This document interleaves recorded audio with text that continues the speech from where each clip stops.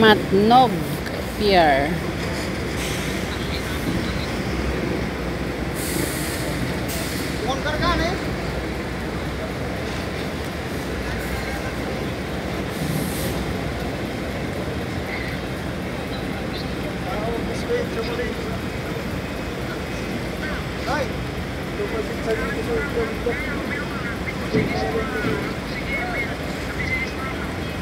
Nandun na yung van namin sa labas pala naghihintay. Kaso di pa kami napababa mga pasahero.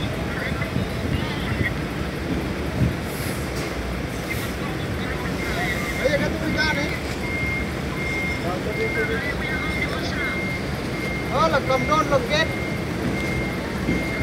mà nước mà to là đồng Ganito mag-tracking adventure. If you are from Manila, then going back to your province, like this, van or bus, then ferry. Ayan, sasakay ang mga van dito sa ferry, tapos bababa ulit sa ibang lugar, ganun.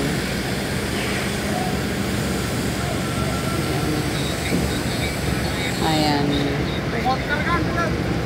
Sasakay na kami mamaya sa aming van, papuntang Manila. Bukas yung pinto ng itong crossing na big truck.